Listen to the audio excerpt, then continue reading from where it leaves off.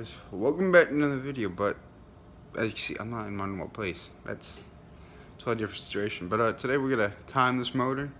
I'm gonna show you guys how to put it on top dead center, find where you put the timing light on the alternator and how you ground it out, and we're gonna find the panels or exhaust leak, which is mind-boggling to me. And I'm gonna do some interior work, make it look nice.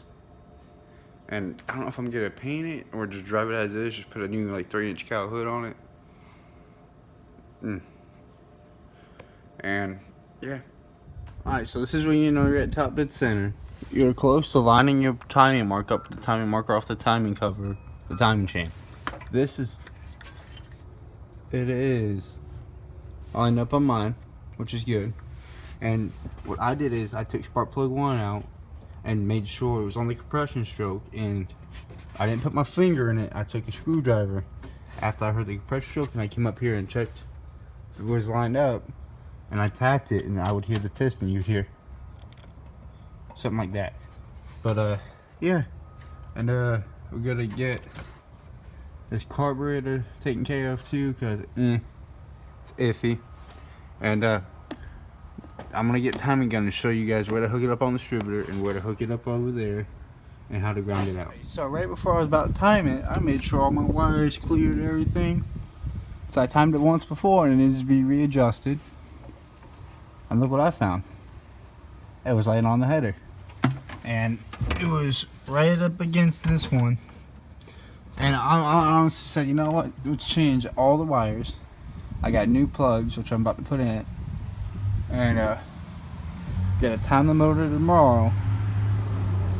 And yeah, don't worry about my hand, but I'm gonna go work in there for right now and show you guys the interior. Finish doing the weather stripping and make it good. So right before I was about to time it, I made sure all my wires cleared and everything.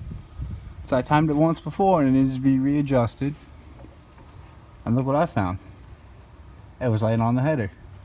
And it was right up against this one.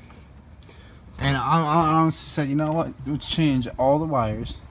I got new plugs, which I'm about to put in it. And gotta time the motor tomorrow. And yeah, don't worry about my hand, but I'm gonna go work in there for right now and show you guys the interior. Finish doing the weather stripping and make it good. Alright, so this is what I had to do. Took all the spark plug wires off. And look at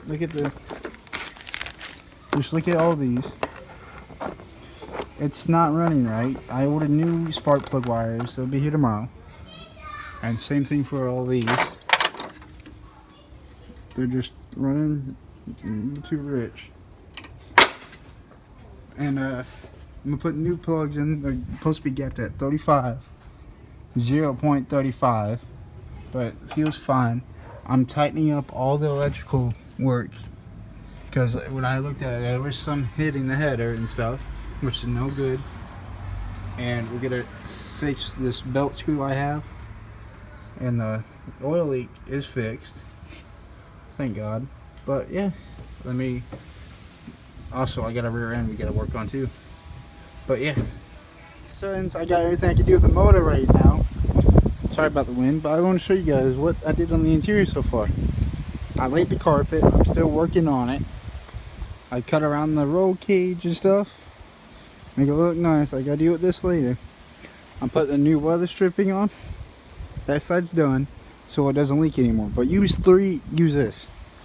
Use the 3M adhesive. That's the best you could get. Stage 2.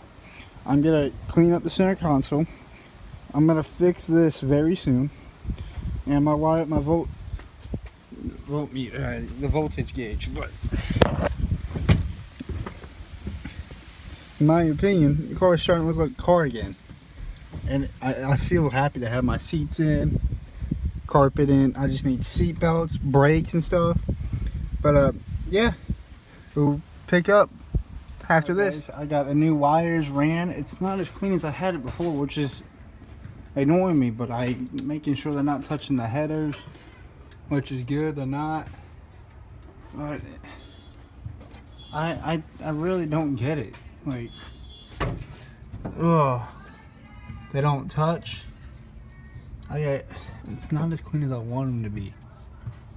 That's my problem.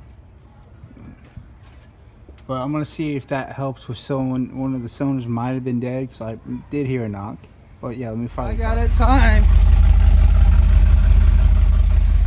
Yeah, Colin. Admit. You don't hear that knock anymore. Still hear the knock? There was never a knock. You can still hear the exhaust leaking in here. Yeah.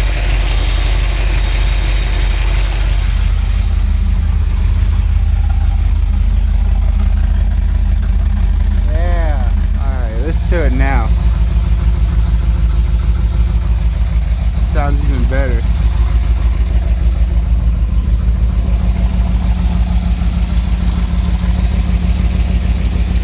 Yeah, so it does. I had to fix a few problems I was having with the car, but I had to fix the timing. Like I said, I redid the whole wiring. I don't hear that big anymore on this side. I'm just glad it runs fine now. Everything is done on the motor on that. I got a rear end here. 373 posi. Came out of a 4th-gen Camaro, but I'm not going to use the whole rear end. I'm just going to use what's in here and throw it in that rear end housing, if that makes sense. And gonna take this whole thing apart, take the axles out just to get to the posi and 373 gearing. So I got the rear trunk out, and I did have to cut it out because the, what are they called, the shims, they didn't want to come out. But there's everything. It's going in this, the 273 open diff. It's gonna come out, and it's gonna have the posi, and this car with a posi. Awesome. That's be it for today's video. She runs in North Carolina. Here I come. Thank you, Florida. Thank you, everybody in Florida, all my friends. Got a healthy car, and see you guys soon.